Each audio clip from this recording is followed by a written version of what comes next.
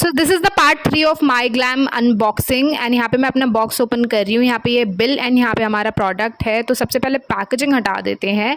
सो यहाँ पे मैंने माई ग्लैम का टिंटेड परफेक्शन प्राइमर मंगाया है एंड पैकेजिंग तो काफ़ी ज़्यादा अच्छी है from the outer and inner.